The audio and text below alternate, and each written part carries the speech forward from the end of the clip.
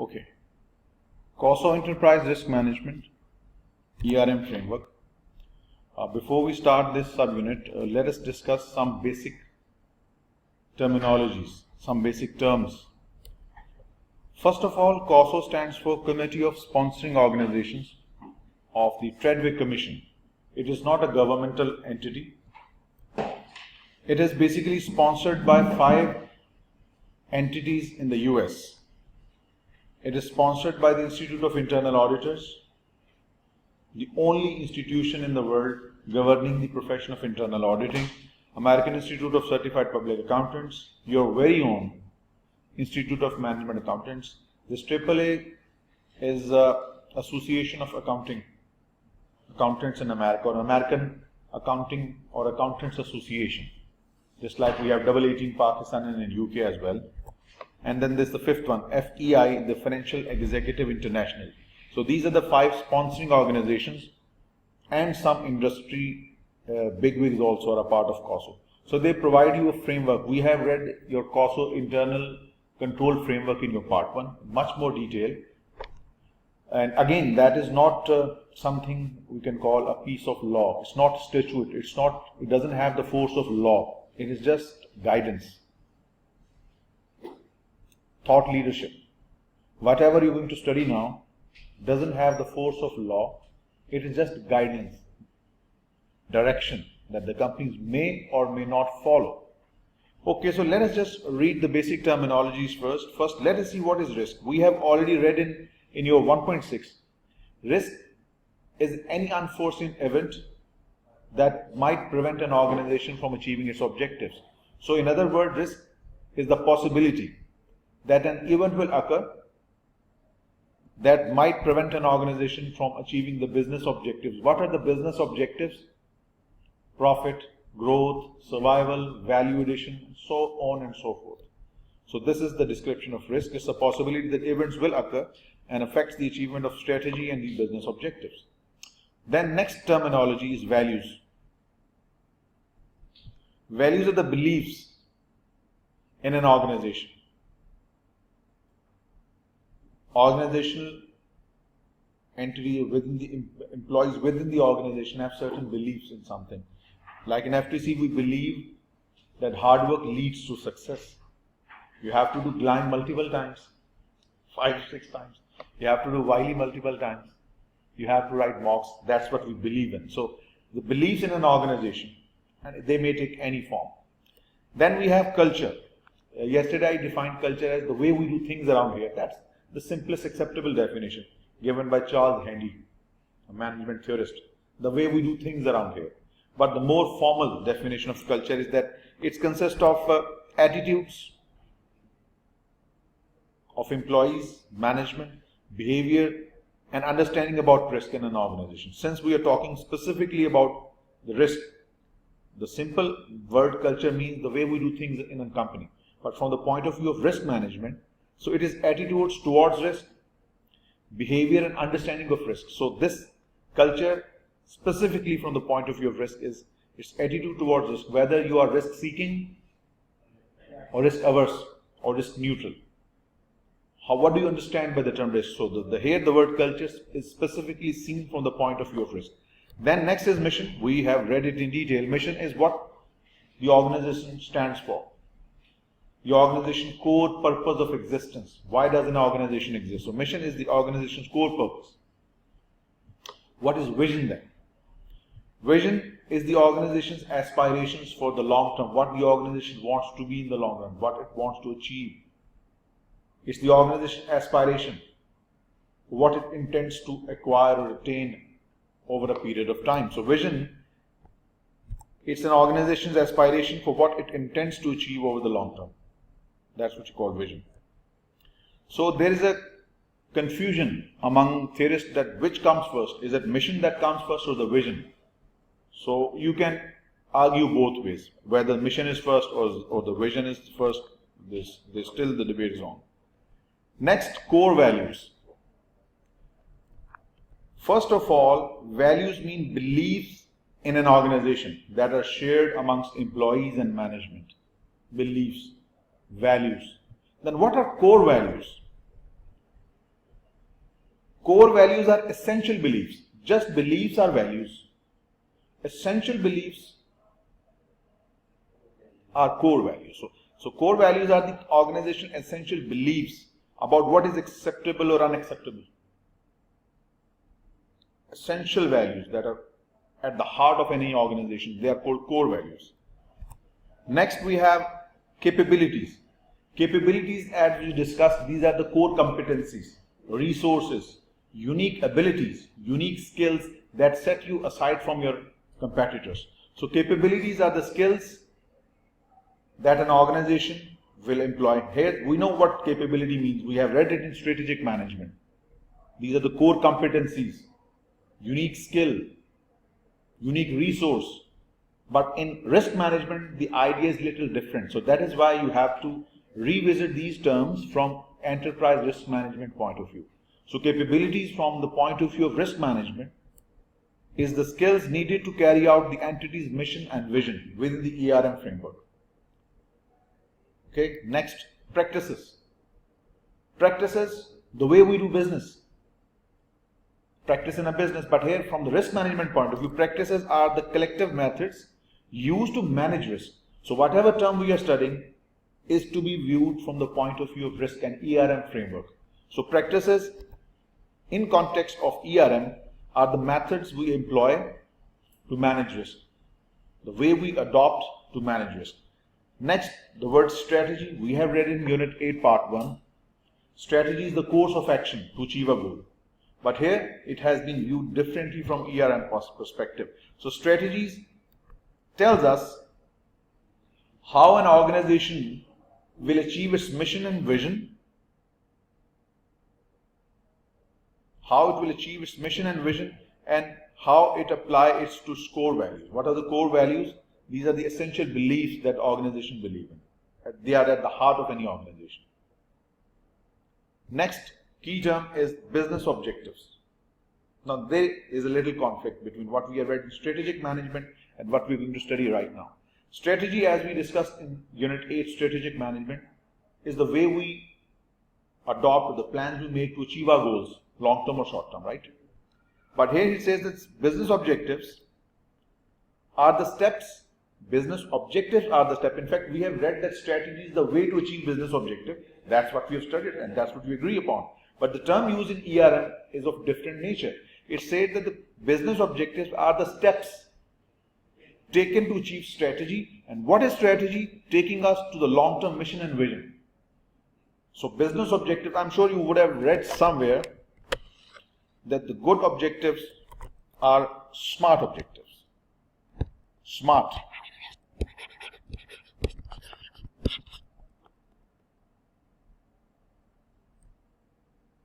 Objectives have to be smart. What does it mean? It means your objectives must be specific. Specific. What exactly you want to achieve? Your specific objectives, specified in proper way, they must be measurable. There may be a way to measure them. To what extent have you been successful? They must be attainable, possible to achieve. They must be realistic. And finally, they must be time specific. There must be some time set for achieving those objectives. So you say, I want to qualify CMA. Fine, it's an objective. It doesn't fit well because you haven't specified the time. How many months you want to take. So the good objectives have features that they are specific, they are measurable, they are attainable, they are realistic, and they are time specific. So that's the idea, that business objectives are the steps that are smart, taken to achieve the strategy. And what is the strategy? It tells us how the organization will achieve its vision and mission, and how it will apply to its core values. Next, tolerance. I'm sure from the point of view of variance analysis, company has set certain deviations, either in favorable or in adverse, within which the management can tolerate. So the tolerance level from the point of view of performance management, we are aware. So how do we take this word here, tolerance? Look at this graph first. Okay, what does this tell us? We have performance on x-axis and risk on the y-axis. It tells us as we focus more on performance, risk goes up. If you want better performance, exerting your maximum to obtain the performance, risk goes up. So, as we expect more performance, full throttle on performance, the risk goes up. That makes sense. This upward sloping curve indicates that as we focus more on performance, the associated risk goes up. So performance is directly related with risk. That makes sense. Alright. Then what this dotted line means? This dotted line represents your target, your standard cost. For example, standard costs, standard revenues, standard quantities of your material, standard quantities of your labor. So you have allowed a certain leverage that your adverse variance can go a maximum up to this, or your favorable can fall to a maximum this. So you have set certain limits within which the deviations can occur. This is what you call tolerance. Same is true for risk, that you have set a certain target and you allow the deviation from that target up and down to a certain limit. This is what you call tolerance. This gap is tolerance. Okay, the tolerance, the difference from standard to the maximum allowed deviation. And that's what we have achieved right now, actual performance. So actual performance has to be within the tolerance limit. Either it has to be here or here, but it has to be within the tolerance. Just like your variance is adverse and favorable, they have to be within a certain tolerance limit. So it makes sense. We've got the idea about risk, performance, target, tolerance, actual performance. This thick line indicates that this is your risk appetite. Risk appetite is the willingness to take the risk. How much risk you are willing to accept is called risk appetite. So, moving on. So, what is tolerance then? Tolerance is the range of acceptable variations in performance. Within a certain limit, certain deviation is allowed. Next term is risk profile. We have different sorts of investors from investors' point of view. Some investors seek risk. They are called risk seekers. Some run away from risk. They are called risk averse. And some are neutral to risk and averse. They are called risk neutral. So risk profile is an evaluation of individual's willingness and ability to take risk. There are two things that you need to consider simultaneously. First is willingness, how much risk you are willing to take. And second, can you absorb that risk? Can you bear that risk? So willingness and ability simultaneously. It gives you risk profile. And it is also known as risk appetite, how much risk you are willing to accept. Next term, portfolio view. See, the difference between just risk management, we studied in the previous unit, and the enterprise risk management is that the previous risk management was scattered. Each department had its own risk management system. Procurement has different risk management system. Inventory, treasury, etc., etc., etc. That was risk management, that was diverse, scattered. When you say ERM, it's an integrated risk management approach. It's risk management at entity level, risk management for the organization as a whole. That's the difference. So the risk portfolio means that we just don't view risk at departmental levels alone or functional levels alone. We view the risk as an entity level activity. So portfolio views mean it is a composite or combined view of the risk related to entity-wide strategy, not just functions or departments. Got the idea? So it's a holistic approach to risk. It's a more detailed approach to risk. Any confusion? Next key concept is opportunity. Opportunity means the same as we see it in our normal strategic management concept. Opportunity means any action or potential action that creates or alters goals or approaches for the creation and preservation and realization of value. We will discuss these in detail in the coming slide. What is the preservation of values? What is realization? What is creation? So any event any action that can create value. Value from the point, we have read values differently. Values from the point of view of an organization are beliefs. Core values are essential beliefs. But the value, the word value here means value for the shareholder. Shareholder needs money. He increased share price. He needs dividends regularly. Customers need value. What does it mean? Customer need good quality output, goods or services. Bankers need value. They need prompt payment on interest and principal.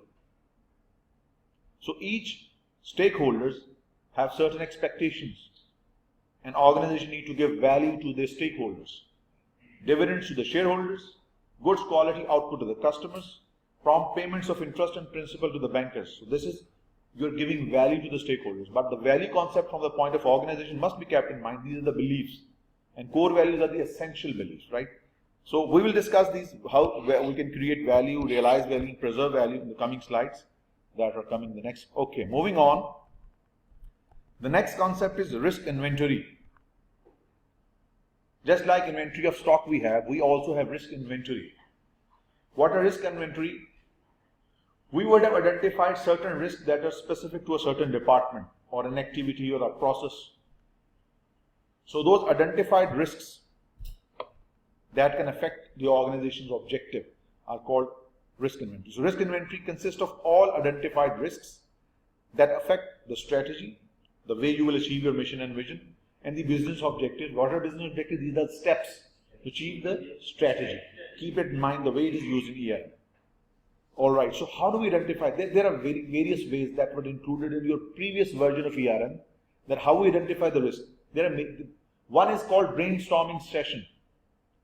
Departmental head and the employees sit together and then they discuss what are the risks faced by the department. This is one way to identify risk, number one. Second is the facilitated workshop. Department employees and external consultant sit and discuss what are the risks faced by the organization. One is called the simple approach. You simply download, generic approach, you simply download the risk faced by certain department from the internet. For example, I'm working in inventory management, warehouse control, for example. So what are the risks faced by the warehouse control? Download the generic risk faced by any warehouse control department. So this is how we can identify risk. Facilitated workshop, brainstorming sessions, and an activity like this. Simply download the generic list from the internet. So risk inventory consists of all identified risks that affect strategy and business objectives. So you got the idea. Next, risk capacity. Risk capacity is the maximum amount of risk that an organization can bear, can assume. Like for example, a brokerage company that has about $18 billion of assets under management. It has quite a substantial risk capacity. It can bear more risk compared to an investment company or a brokerage firm that holds only $200 million worth of portfolio. It means comparatively this firm has much larger risk capacity, can assume more risk, but this company comparatively has a lesser risk. So what is risk capacity? Risk capacity is the maximum amount of risk the organization can assume, and it greatly depends upon your resources. A more resourceful firm can bear more risk, and the company that has less resources, definitely its risk capacity would be comparatively lower. Moving on, next is risk appetite. Be very clear on this. Risk capacity and risk appetite are different. Risk capacity is the maximum amount of risk organization assumes, and risk appetite, that is you are willing to assume. For example, a company with 18 billion of assets under management is willing to accept a risk exposure of 100 million, even though 18 billion is a lot of money.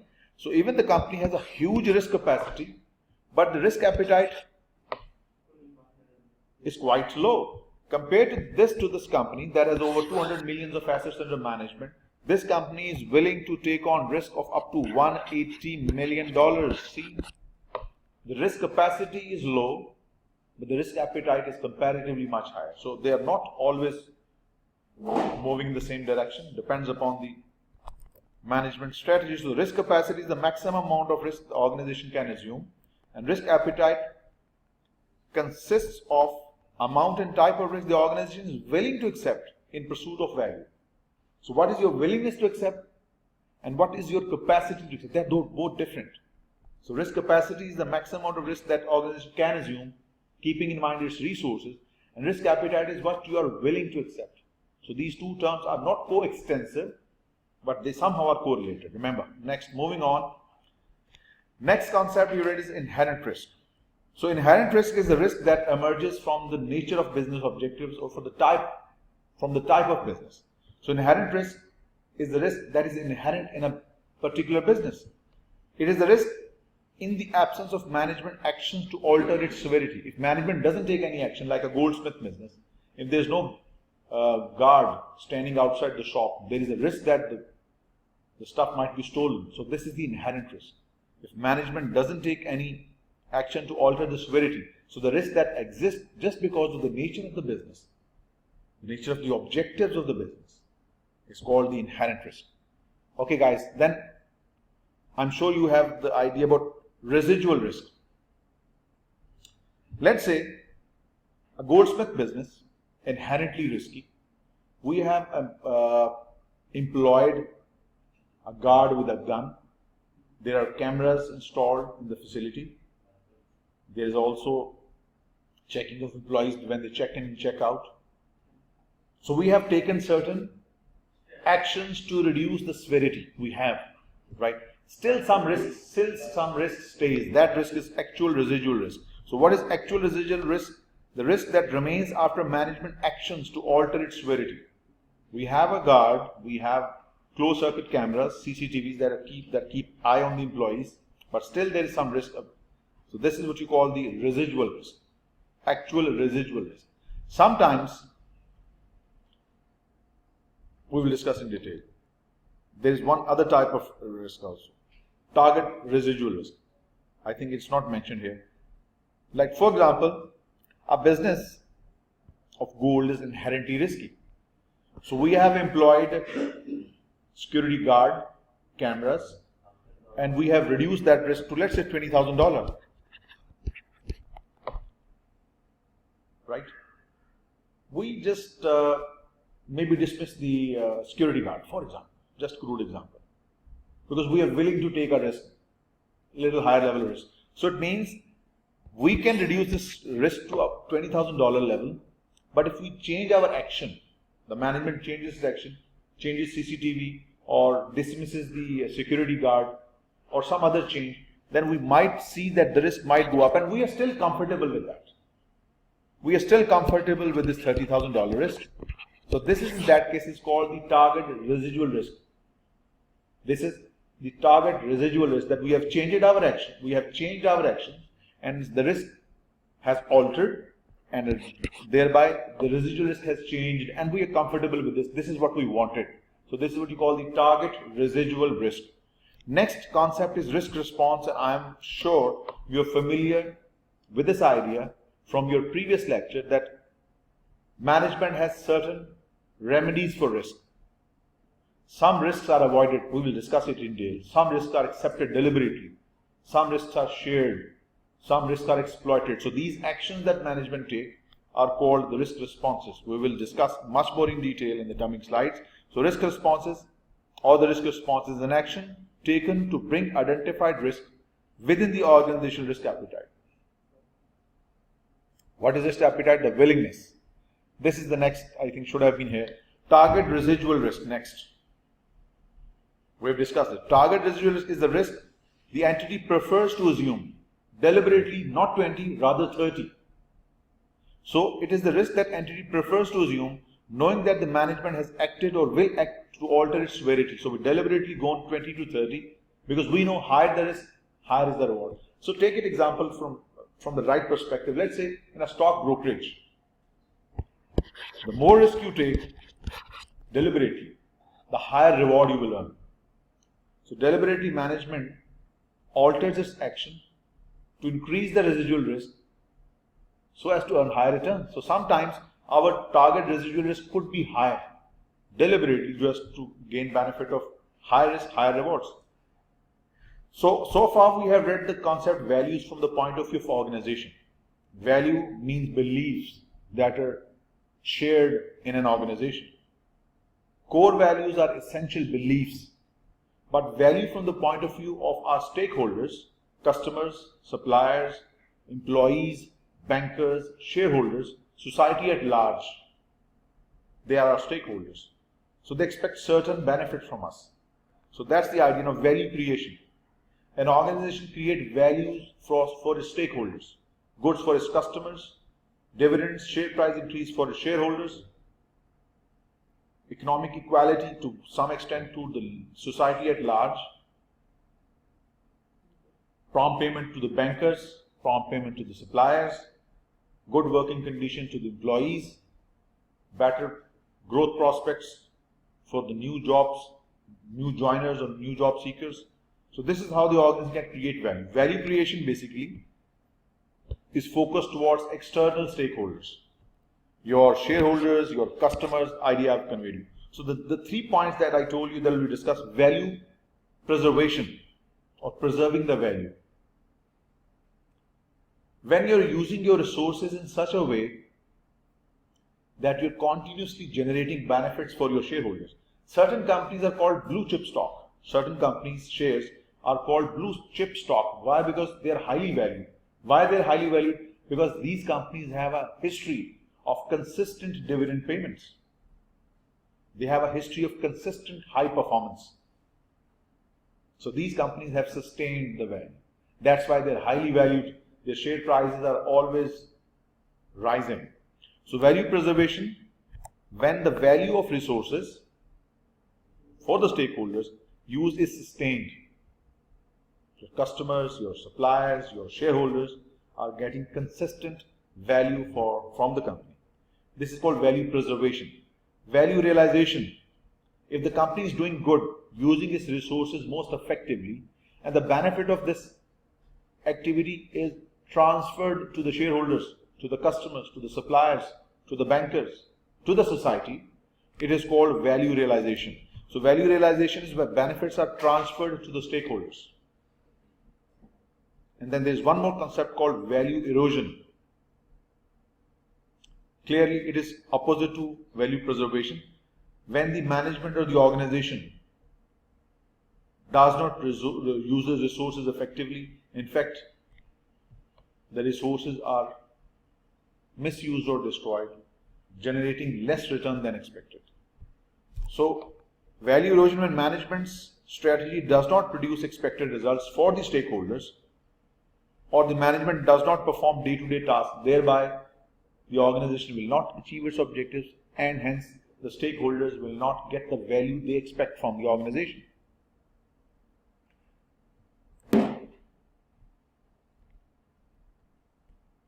The board of directors, clearly the highest, the most powerful entity within an organization, the most powerful group of individuals in the organization. So these people provide risk oversight. We know, we have read in strategic management, they do 2 types of job: strategic direction and oversight. That's the overall from strategic management point of view. But we are studying the board's role with regard to enterprise risk management. So in this case, the board has a role to play. What it provides: risk oversight of ERM culture, how the risk is being managed, the capabilities and practices. So they have to keep an eye on the ERM culture, how ERM is being implemented, how it's being managed, the capabilities of the organization and practices. So they will keep an eye, because board of directors, the senior most people, do not involve deeply into operations, so they have just oversight role. They provide direction and keep the oversight. Next layer, immediately below the board of directors, is the audit committee. I'm sure you people have read it in your part 1. Audit committee is a part of board of directors composed of entirely independent directors. One of them at least must be a financial expert. So we have discussed it in detail. So the board is sitting at the top, has a role for ERM. What does it do? It oversees ERM, capabilities and practices of ERM system.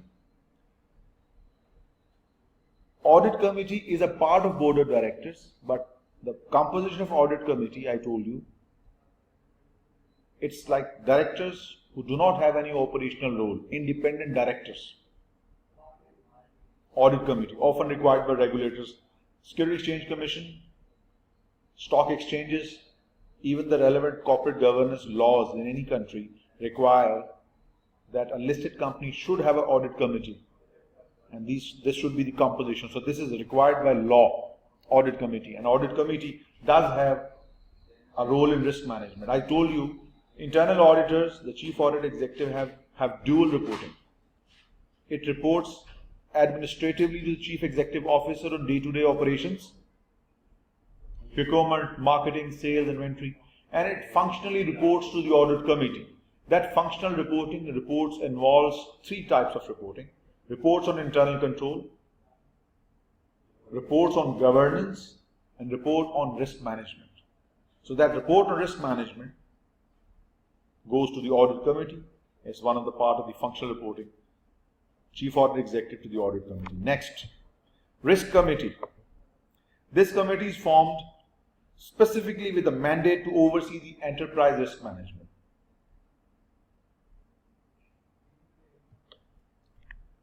An executive compensation committee. Chief executive officer cannot, should not, must not set his own salary, must not set his own perquisites.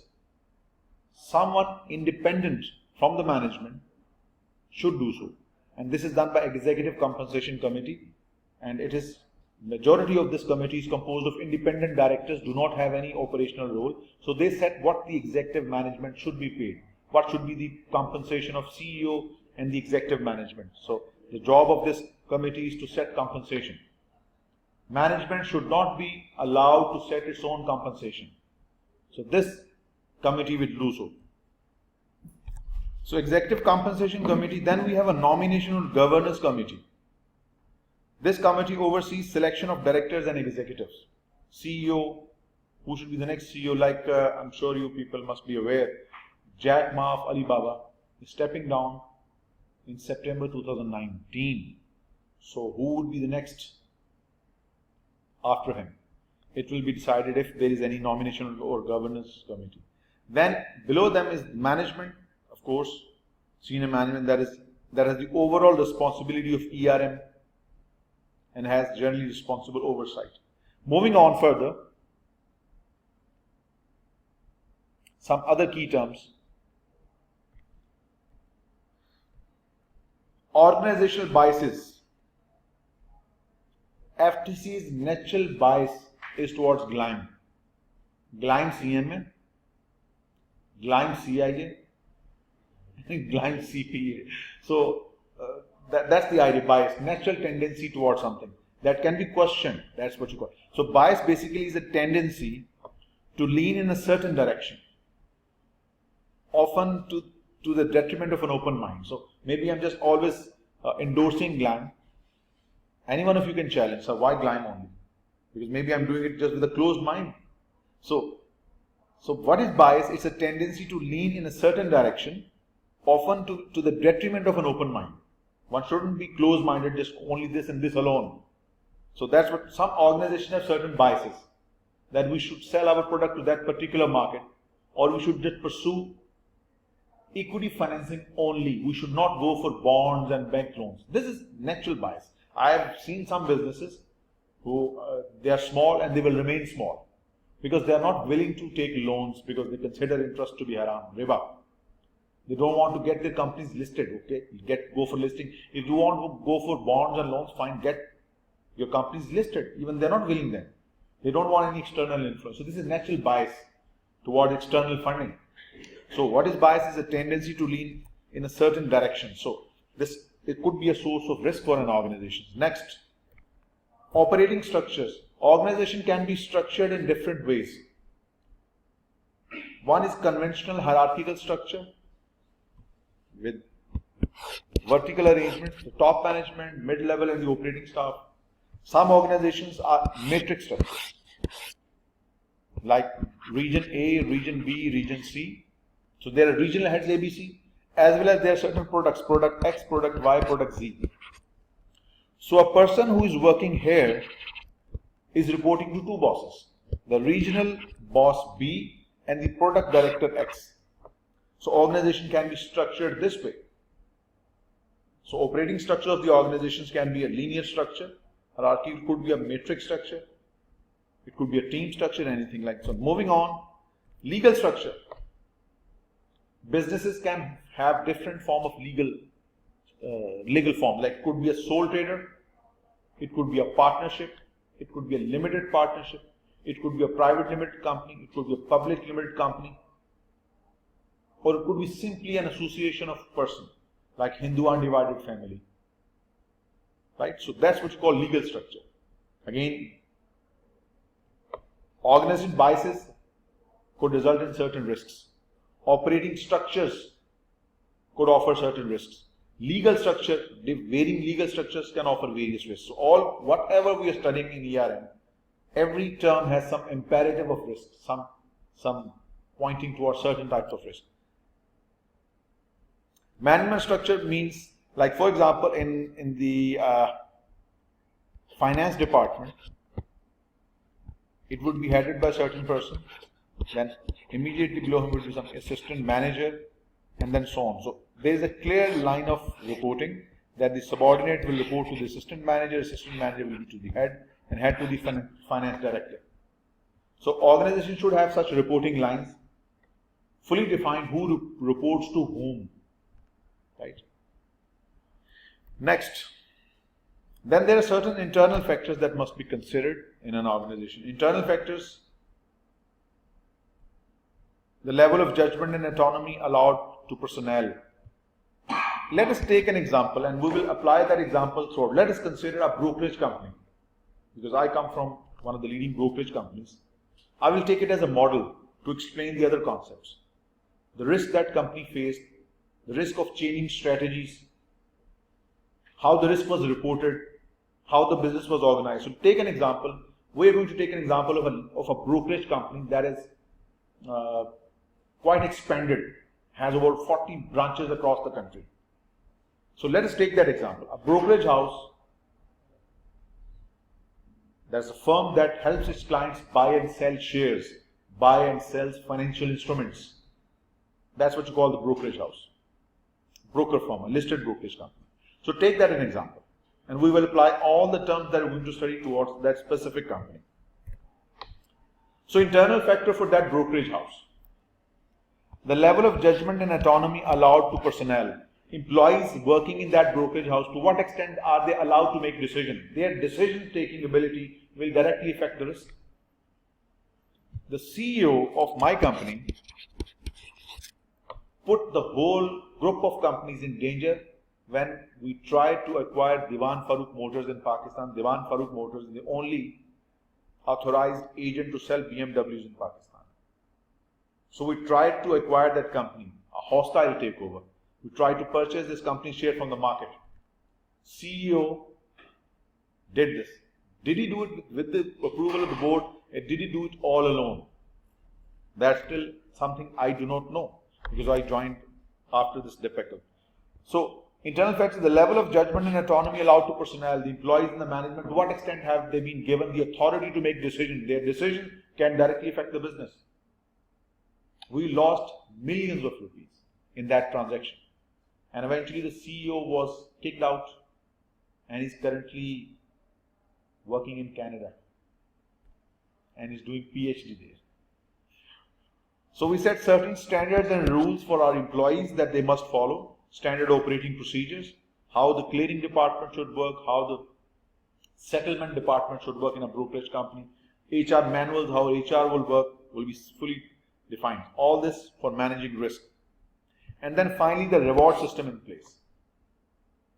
The broker agent who has generated the most commission for the company will be paid the highest bonus. Likewise, the finance department, how effective has it been in reducing the cost of borrowing, will be given bonus. Human resource department, how effective has it been in forecasting and meeting the needs of HR for the organization, they will be rewarded accordingly. So We have a reward system in place, we have standard and rules and SOPs to be followed, and we have certain level of autonomy allowed to employees. All these are sources of risk. At the same time, some risk being met. Then there are some external factors also that must be considered. Certain legal requirements that must be met. Security Exchange Commission have certain expectations, certain reportings. Stock exchanges, internal revenue services. So certain legal requirements are to be met. If they're not met, again it will serve as a source of risk, regulatory risk. And then there are certain expectations from various stakeholders, customers, investors, suppliers, fund providers, shareholders, so on and so forth. So all these factors are sources of risk.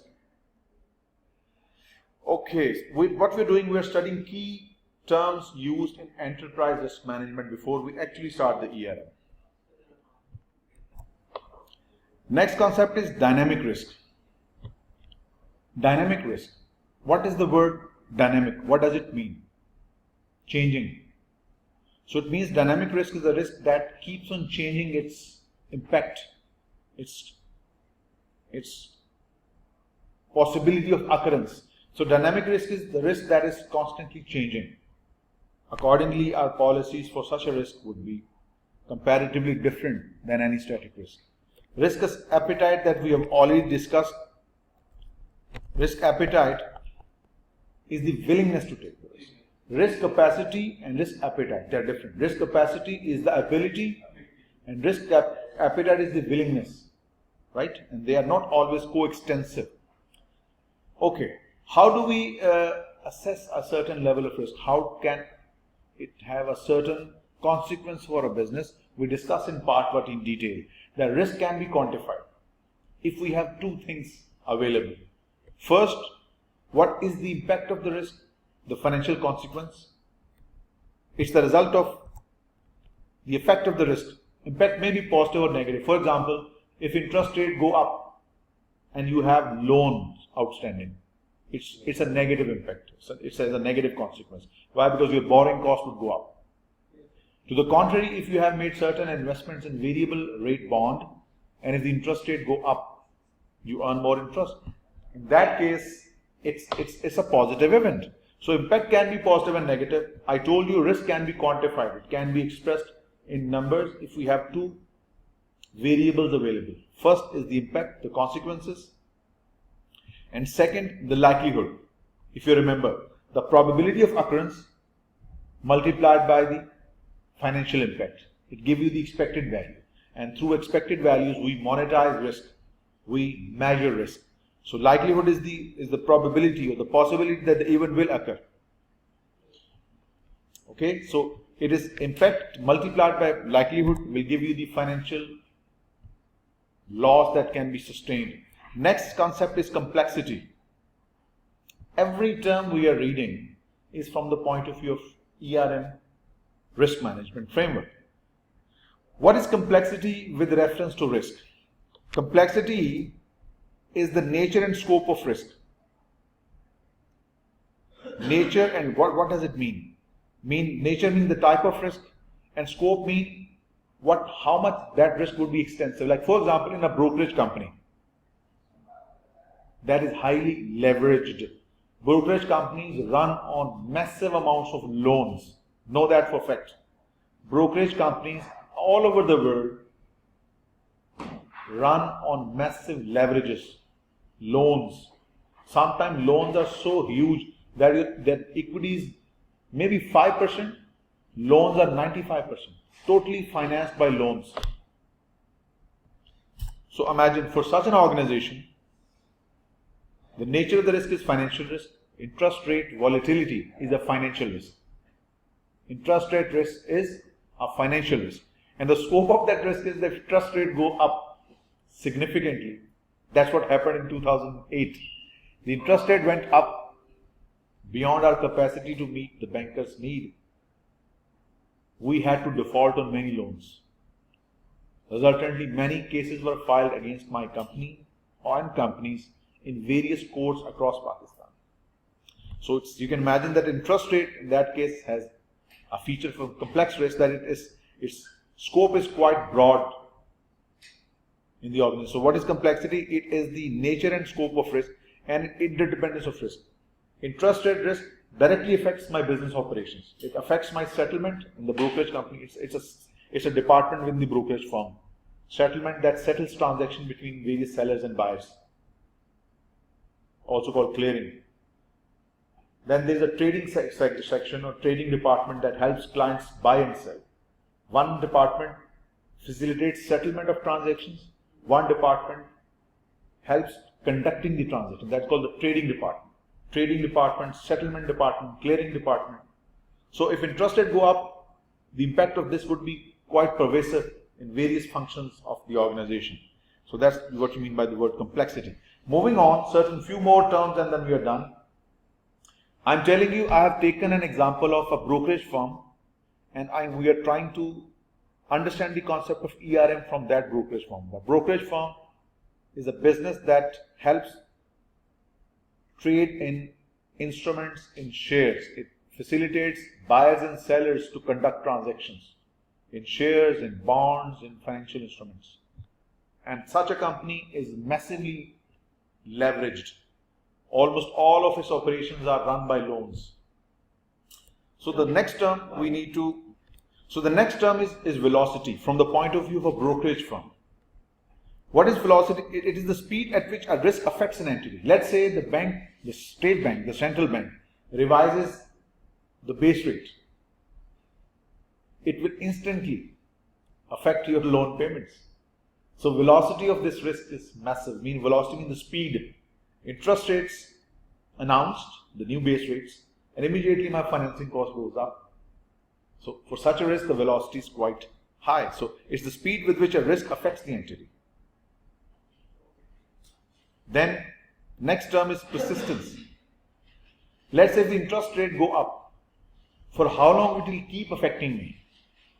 Let's say the state bank has revised the quarterly interest rate. There are various types of base rates.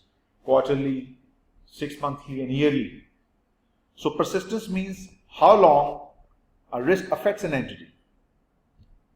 How long will it keep affecting the entity, including the time it takes the entity to recover. If the interest rate goes up, for example, how much time will the company take to recover itself from the certain interest rate hikes? When we took loans from banks in 2004 and 2005, I was here in Pakistan, the interest rates were quite low, hovering somewhere around 5%, 6%. In 2008, they jumped massively and they went above 15%, 16, 17%. It became almost impossible. The borrowing cost went up 5 times in a very short period of time. So then next is adaptability. The word is adaptability. Good organizations, those who can sustain competition, they have adaptability. They can accommodate changes. They keep on changing with the changing context. So adaptability is the entity's capability to adjust and respond to risk. If the environment is changing, if the risk being faced are changing constantly, the organization can adapt itself to changes. So adaptability is also an element to be considered while drafting an ERM plan. Then what is recovery? Recovery is the entity's capacity, not the time. It's the capacity to return to tolerance. There is a difference. Persistence is a measure of time. How many months or days do you take to recover the sudden interest rate hike? And recovery, it is the entity's capacity to return to the tolerance. It is not time. Probably it might be dollar-based measure. So persistence is time-based. How much time do you take to recover? And recovery, it is the entity's capacity to return to normal, depending upon the resources you have employed. Okay, just a few more slides for key terms, then we'll go to actual ERM model. We have read this in detail. We have 5 risk responses as per ERM. Some risk we would like to accept. It's also called self-insurance, risk acceptance, risk avoidance, the risk that should be avoided. Pursuit, we have read this in a different term, it was risk exploitation. Deliberately seeking risk to increase your returns. So pursuit means risk exploitation. Reduction, adopting certain risk mitigation techniques. This is called risk mitigation, but in ERM this is called reduction. See, the terminology is different. And then finally, he has used the word transfer. Basically, it's sharing. When you say risk sharing, it is not always insurance company. Risk sharing can be done with any counterparty, be it your customer, employee, banker, vendor, or an insurance company. Right? Let me show you something important. So this is what you call the heat map. How do we decide which risks to avoid, which one to pursue, which one to avoid, which one to transfer? It is determined using this grid. On one hand, on the y-axis, I have likelihood, which you call the probability of occurrence, and impact, which you call consequence. Certain risks which have very insignificant impact and very rare chance of occurrence, it's a minor, except cool. Green represents a cool color. Consequence minor, likelihood rare, except. So representing these green blocks represent these risks that must be accepted, because chances of occurrence are low, and if they do occur, the consequences are very manageable. Look at, contrary to these red, they are critical. The probability of occurrence is almost certain, and if they do occur, the consequences could be disastrous, critical. So it means the red marks must be avoided. These oranges one can be managed by risk reduction or risk sharing, and these green one can be accepted. So this represents the various types of risks as per the risk mapping that we have already read. So the green one representing less impact on the business and less probability, acceptance, reduction and acceptance, and avoidance. So these are the 5 risk responses: acceptance, avoidance, exploitation or pursuit, reduction, and mitigation, transferring or sharing. And we will decide according to the heat map that we just saw. Next, the key point, how do we reduce risk? We have read COSO internal control models. Risk can be reduced by instituting good system of internal controls or good risk management strategies. We have also read in our fraud risk model, opportunity of fraud. Fraud is a risk. Occurrence of fraud and error is a risk. So how do we mitigate this risk? By instituting a good system of internal controls that first of all prevents an unwanted event from occurrence. If that event occurs, it must be detected and corrected in the timely fashion. So institution of a strong internal control is our response to risk. So this is how we can reduce risk. Now there are different levels. How do we view risk? There are different levels how we view risk. First level is risk view. We just view risk. Okay, risk, we'll see that. We do nothing. We just recognize that the risk exists, but actually we do nothing. So such an approach for ERM concept is called the minimal integration. Risk view means you just know that the risks are there. You identify the risk, you assess the risk. Means you identify what are the risks an organization is facing and what is its financial implication, and you do nothing for that. You just view risks with minimal integration. Accept. So risks are identified and assessed. No action has been taken to mitigate the risk. Next, risk category view. This was minimal integration. What we are doing, enterprise risk management, ERM, an integrated entity-wide approach to manage risk for the business as a whole. For the first one, we have just assessed and identified with very limited risk management responses approach. Next is risk category view, limited integration. In this stage, we identify and assess risk like the previous one, but we also categorize them. That these are the risks for procurement, inventory, finance, treasury, various processes and activities. So we identify and assess risk and categorize them. So here we are going to take more integrated approach.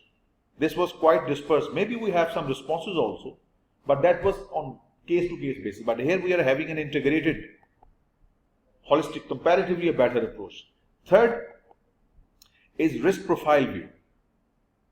That is partial integration. In this case, we have identified risk, we have assessed risk, we have categorized risk, and we have linked those risks to the business objective. How do they affect the business? This is a much better approach than the previous one. So in this case, risks are not only identified, they are also assessed, categorized, and it is seen to what extent they affect the business objectives. This is, you can see, the partial integration of the risk management process of the organization. The last one, the portfolio view. The full picture of what the risks are, assessing those risks, categorizing them, prioritizing them, and responding them at an entity level from the business point of view as a whole. So this is the most comprehensive and integrated approach to risk management. It's called full integration. So it's this composite review views of risk relates to entity-wide strategy and business objectives and their effects on entity performance as a whole. Here we go. So finally, now we are entering the COSO model. First, getting the overall ideas of the basic terms. COSO risk management framework starts now. Committee of Sponsoring Organization of the Treadway Commission.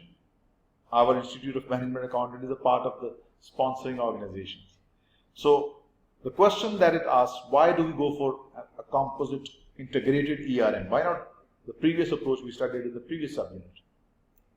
So the COSO ERM provides a basis for coordinating and integrating, so integration of all the organizational risk management activities, not just like the previous unit. It was not a standalone ad hoc based risk management. It's an integrated effort for the organization as a whole. So the question is, why do we need to go for such a deep integration in risk management? Why effective integration is necessary for risk management? First of all, it will help make strategic decisions in a better way. It will improve decision making at a strategic level for the organization as a whole. Where do we allocate the resources from the center? Centralized organizations, when the resource allocated, where do we need to invest? Which division must be discontinued? Which must be funded more? Who decides? The senior management. So for the senior management, when they have this integrated risk management approach, they will be able to make better decisions. Risk management identifies the problem areas, so you will allocate your resources where they are needed. In other words, you will put your food where your mouth is. So it will enhance the performance of your business. So integrated risk management approach will benefit the organization as a whole. So a little review of what we read regarding value. Value have been seen from two contexts. Value as a belief shared by the employees. Core values are the essential beliefs, and value from the point of view of the stakeholders are what they're getting in return from the company. Various stakeholders. So seeing that in concept, value, how value is created, same repetition is when the benefits obtained from resources exceed their cost. Benefit is more than cost, of course, the value is being created. Value is preserved when this process can be repeated again and again and again. So this is what you call the preservation of the value. When the value of resources used is sustained, you get more benefit than the cost. Realized when the benefits are transferred to the stakeholders, customers, suppliers, shareholders, etc. And the last concept we discussed, value erosion. We discussed in detail when the resources are used in unproductive way. Resources are not used the way they should, resultantly cost is higher, the benefit is less. Discussed much more in detail. Now let us define the ERM definition. We have got the overall idea what the components of ERM are, various key terms discussed much more in detail. Let us define what is ERM. Let's say if the question comes on essay type and you are required to define.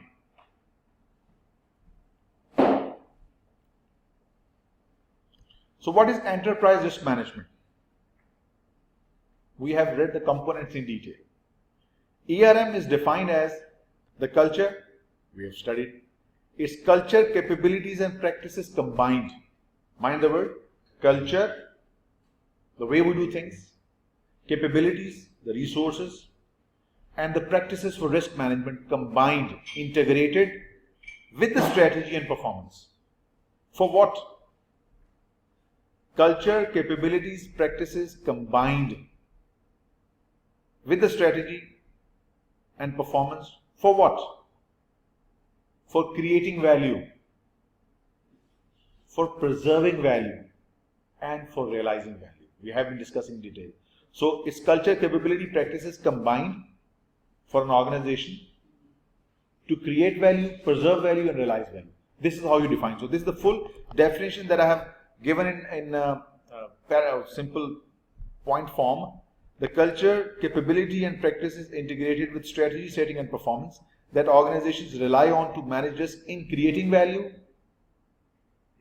that is generating more benefit than costs, preserving value, doing it consistently, and realizing value and transferring those values to the customer. So ultimately, it's all the stakeholders driven. Alright, so this is how we define ERM. As I told you, ERM is not just a standalone ad hoc system like in the previous risk management, it's an integrated entity-wide activity. So it means that this, not just shareholders, not individual departments, we need to serve the entire spectrum of stakeholders. So ERM is based on the premise that every organization exists to provide value to stakeholders. Focus is stakeholders. ERM's focus is the stakeholders. Value creation, preservation, and ultimately value delivery. Stakeholders, we already discussed, these are the individuals and organizations that have direct or indirect interest with the business, and they are directly influenced by what a business does. Customers, employees, suppliers, bankers, shareholders, and society as a whole. So the ERM is not, so we have discussed this also in the beginning, and I think we discussed it in tolerance, already discussed. Moving on to roles of management with regard to risk management. As I discussed, board, immediately below board is audit committee, then the senior management, and then the operations staff. So how this risk management trickles down from top to bottom, let us see it in detail. So management has an overall responsibility for ERM. The board of directors will oversee only. Board of directors will not draft ERM policies. Board of directors will not recommend which strategy to use, which response do we need to select, except avoid. They will only oversee the work. The rest of the responsibility is on the management. So management has an overall responsibility and is generally responsible for what? For day-to-day managing of risk of various operations. They are the one responsible for implementation. Who is representing, who is the head of management in an organization? CEO. CEO is the nucleus of management. Board of directors are not themselves managing, they are overseeing, mind the word. Board of directors have the role to oversee. Who is the one who is the head of operations, head of what an organization actually does? The nucleus, CEO. So when you say who's the nucleus of management, CEO. Board of directors, they do not involve themselves in operational activities. They have an oversight role. Keep that in mind. So within the management, CEO, the nucleus of management, has the ultimate responsibility for ERM. He is the one responsible for ERM. He is the one for achievement of the organization objectives. In the larger organization, normally you won't find risk management or risk management department in mid-size or small firms. Normally the larger organization, there is a designated department in banks and in financial institutions and in brokerage houses, especially investment management firms. There is a designated department, risk management department, headed by the chief risk officer. So an organization that is significantly larger in size will designate a risk officer. A risk officer. He is the centralized person who will coordinate all this risk management activity. So there are three different lines of management related to risk management process. Three different lines of management related to ERM. Let us discuss them one by one. First of all, I told you the departmental heads who will be facing the risk associated with their department, like treasury department faces a risk exchange rate risk, that they have the foreign exchange available. Adverse exchange rate movement can put their foreign denominated assets at risk, right? Inventory or warehouse control, they are facing a risk of obsolescence, pilferage, deterioration, fire. So each functional unit, department faces certain risks. These functional units, the head of these functional units are called risk owners. Mind the word? Risk owners. So let us read these 3 lines of management accountability. The first line consists of principal owners of the risk. These are the managers of various functional departments. So they manage performance and risk taken to achieve strategy and objective, particular departmental heads. The second line consists of supporting this one. The risk officer. Risk officer is not primarily risk owner. Risk is being owned or being faced directly by the departmental heads or functional heads. But he is overseeing the overall risk management process. So he is the second line in defense. I'm sure you people know, audit committee gets functional reports from the chief audit executive, and that report is on 3 types of things. How effective is the system of internal controls? How robust is the risk management process? And finally, the report on governance. So it means the chief audit executive, the internal audit department, is not the frontline player. Frontline player are the risk owners. Second defense is the risk manager. The person is designated with the risk management job. And lastly, the last one are the internal auditors. The third line, assurance, is the internal auditing. So what they do, they audit the ERM, they conduct audits on effectiveness of enterprise risk management system. They identify if they find any issues, they report any weaknesses and report it to the audit committee, and the audit committee will take the necessary steps to remedy the effects. So finally, this is the improvised model of COSO. The model that is given in your book is not very good one. This is quite effective. Let me explain this figure. If you can understand this overall structure well, you get the fuller idea. Let me explain first. Let us discuss these one by one.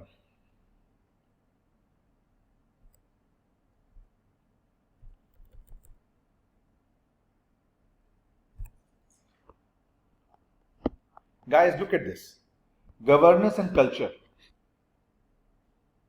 The overall, we have read it in COSO internal control framework. The overall management operating style, tone at the top, organization culture. This is a part of your governance. So this provides the overall foundation, the overall framework on which the ERM model will work. This is represented by orange color in this line. Next is information and communication.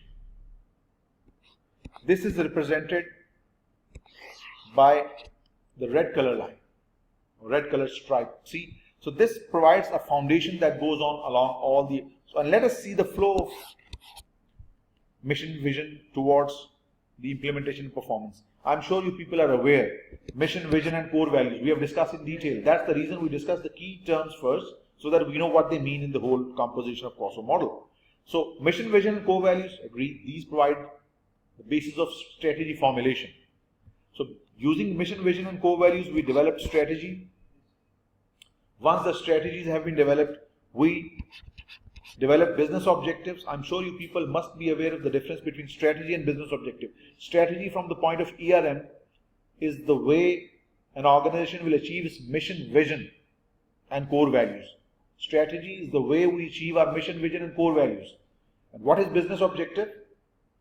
These are the steps we take to achieve the strategy. This is how we use these terms in ERM. So, through vision, mission, we drafted the strategies. From strategies, we built business objectives. And then we implemented these objectives and strategies to finally achieve the organizational goals. Create values, preserve value, transfer value. Resultingly, it will enhance value for the stakeholders. So all this process moves through a timeline from mission, vision towards enhanced value. And there are certain support aspects. Governance is a support to the whole COSO model. Information and communication is a support. So these two given in orange stripe and the red one represents the supporting aspects components of COSO model. Mind the word, supporting aspect component.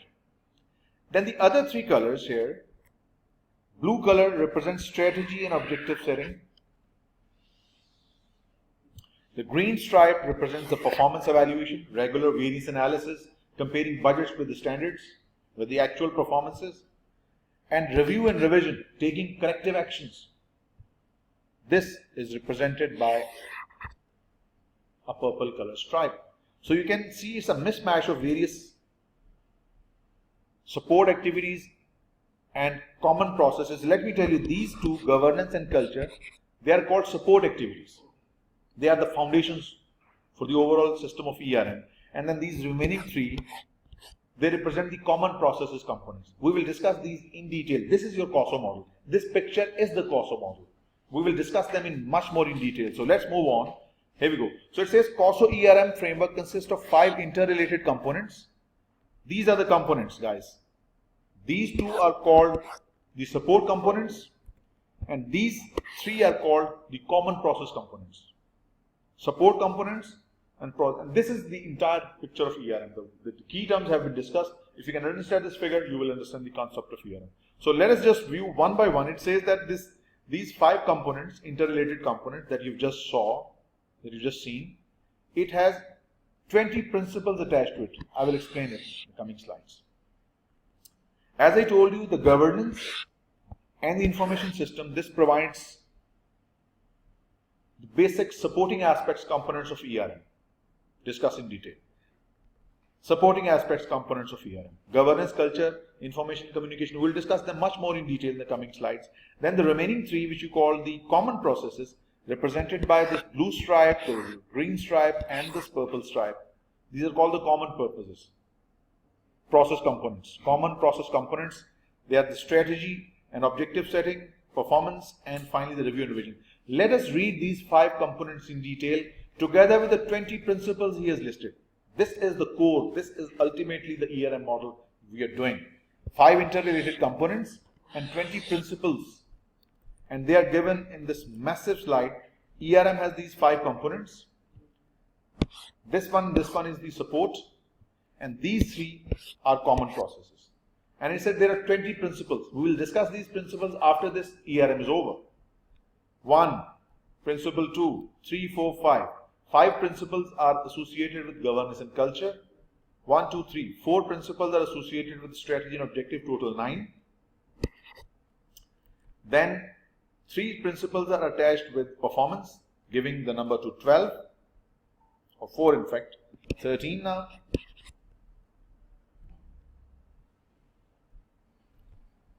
3 for review and revision, and finally 3 for information communication. So these are the 20 principles. So this is the overall ERM. What we have read so far were the key components of it, and this is the overall framework of the enterprise ERM. Support processes, common processes, and corresponding 20 principles. So let us do each one of them one by one, and then we'll be done. We need to do them each of them in detail to understand exactly what do they mean in the organizational context. So I will try to be as brief as possible because we have understood the key dynamics of ERM. We just need to understand the model. The terms have been discussed much more in detail. So the first component, which in fact is a support process, governance and culture. Let us discuss this one by one. Governance and culture we have discussed much more in detail. This is the overall foundation for the organization. The board of directors, the audit committee, that provide the foundation of any organization. It has 5 principles attached to it. Governance and culture. Culture discussed in detail. I'm sure you remember.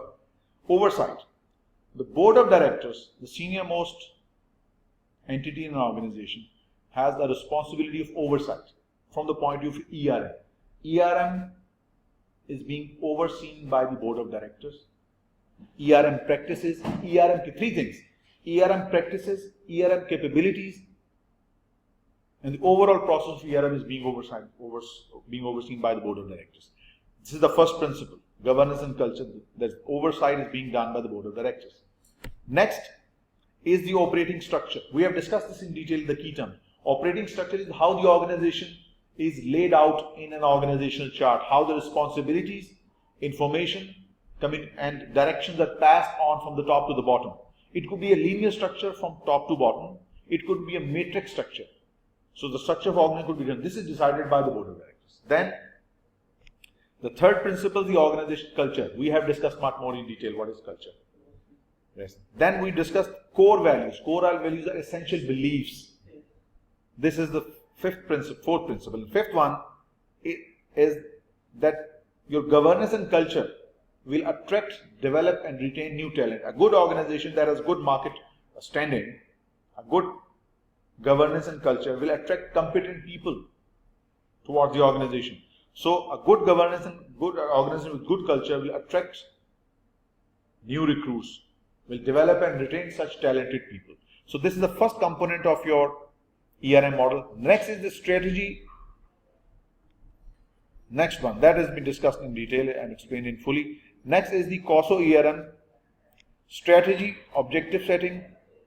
Let us discuss in detail. And there are 4 principles attached to this component of ERM. First, what is strategy and objective setting? We have discussed strategy communicates what organization, how the organization will achieve its mission and vision, how it will achieve its core values.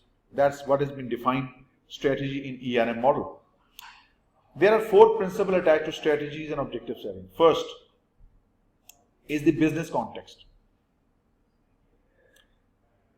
Business context means the organization will analyze its external environment and internal environment, its core competencies. If you remember, we have read SWOT analysis in strategic management. Organization will conduct an internal and external assessment. So in business context, the organization will determine its risk profile, keeping in mind the external threats from the environment it is operating as well as the internal risks being faced. Next is risk appetite, how much risk a business can afford to bear, willingness to bear. And we discussed it in detail. Risk appetite, the risk that the business is willing to take depends upon your risk capacity. Discussed. Next element is alternative strategy. Like I gave you an example of a brokerage company I was working in. That company wanted to expand in Pakistan. So for that expansion, they focus on retail investor. Retail investors are common people, ladies that have some money with them for investment, or those who are doing job, they have certain savings. So we focused on those sectors that was ignored by the larger brokerage firms, so as to tap those resources and put them in brokerage firms to earn commission for ourselves and gain for them. So alternative strategies that how the business can achieve its mission and vision through retail client or there are 2 types of clients in banks and in brokerage companies. Corporate clients, banks, insurance companies, large investment firms, rich individuals. These are called the corporate clients. To the other side, we have retail clients, people like you and me with some money with them, and they can be viewed as your customers. So alternative strategies mean how an organization can achieve its objective using some alternative strategies. Then the 4th principle in strategy and objective is business objectives. We have discussed this in detail. What are business objectives? The steps to achieve the strategy of the end. What is strategy? That communicates how the organization's vision will be achieved and how the organization will attain its core values. Keep it in the exact wording as it is used in the COSO frameworks. So the next area is performance.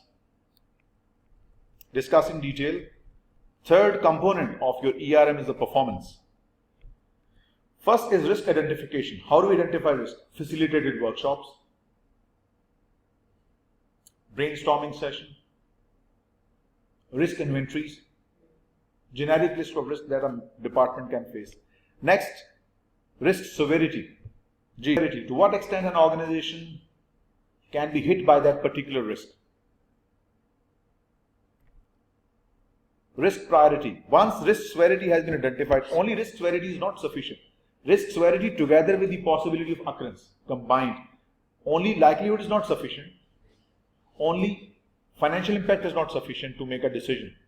Its impact and probability combined will help us decide which risk must be taken care of first, which one later. This is how we prioritize risk. Not the severity alone, not the possibility alone. Possibility and severity combined gives you EV. And through EV, we prioritize risk. And then accordingly, we'll allocate our resources. And finally, we have the risk responses we have discussed. There are 5 risk responses: avoid, accept, exploit, transfer, mitigate. Then this is discussed. Then there is a 4th component. This is we're discussed in detail. This is called the heat map. Which risk do we need to accept? These ones. Which we need to transfer, which we need to avoid, indicating from cold to the hottest one. The hottest, the red one, must be avoided because they are too risky for an organization to be. Next component, the 4th one, is review and revision. ERM, once set in an organization, is not some what you can call the biblical revelations. They can always be amended, keeping in mind the changing circumstances. So review and revision in our ERM can always be inevitable. There are 3 principles related to the COSO ERM review and revision component. First is changes. The changing circumstances, the dynamic organization environment in which you are operating might substantially affect your business strategy and objective. That might necessitate changes in ERM. Second component is the performance. Organization performance as viewed by the standard operating procedures, budgets, targets versus actual. If you are consistently showing adverse variances, lagging behind the performance, it might necessitate changing the ERM, might necessitate changing the objectives of the organization, might necessitate changing of strategy. It's not like ERM and the strategies are straight jacket that once you set you cannot change. You can always accommodate. Changes are always there. There is always room for improvement. So organization can pursue improvement in processes as well as ERM model. So the last component, which is one of the support processes, is your information and communication. Last component is the information and communication. Every organization, small or large, must have a system of information and communication that captures information from external and internal environment, processes that information, manages and conveys the results to the various levels of the organization. All large, medium must have a system of information and communication that captures information, that processes information, prepares final results and distributes it according to the different management level. Right? Management accountant receive information differently. CEO receives summary, executive summary, right? So, information and communication reporting, IS support information system, whatever the size of the organization, must support enterprise risk management because information will provide as basis for ERM on the basis of which decision will be made to what extent the organization have achieved its objectives. Like we had 35 to 40 branches across Pakistan, so their commission report generated every week. Their losses generated monthly or quarterly basis will help us manage the overall risk management process. Which branches should we carry on, which we should close, which branches are exceeding the tolerance limit of losses, which are performing well. So information and communication is important for the risk management process. Decision will be made upon such information. Then your communication channels, the way you receive information at different levels of the organism must support ERM. Your branches, your divisions across the world or across the country give information to the senior management. Accordingly, decisions are made. And finally, the last one, reporting. Reports are generated for the different levels of the organization. Like branches' performance reports are compiled by the accounting department. The summary result is given to the chief operating officer for further decisions. Which branches should be funded further, which needs closure, which might need relocation. So the reporting element is also for information communication is very important in ERM model. All these terms have been discussed in detail. Last 2 slides and then we are done. Assessing ERM components. Enterprise risk management. How effectively is it doing? First of all, we have ERM currently existing in an organization. We need to assess its effectiveness at 2 levels. First, it is present in the organization. And second, it is working effectively. Just like COSO internal control framework. Having good internal control system doesn't mean it is working effectively.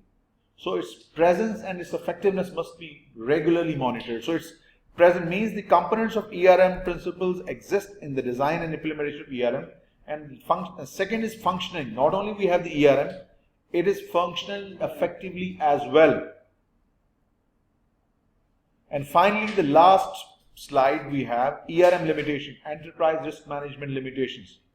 ERM has certain limitations. First of all, ERM is designed by human beings, not by machines. So it's prone to some mistakes and errors. Faulty human judgments regarding institution of ERM in an organization. Every response we select in risk management, avoid, accept, exploit, transfer, mitigate, it has certain cost. So cost benefit analysis must not be ignored. Every risk response, like you go for risk transfer with an insurance company, so that involves the cost of premium. That must be compared to the expected benefit to be driven from insurance company. So every risk response you select has a cost and a benefit. It must be considered. And some cost benefits cannot be monetized. That's the limitation. Not every cost and benefit can be given in dollar terms.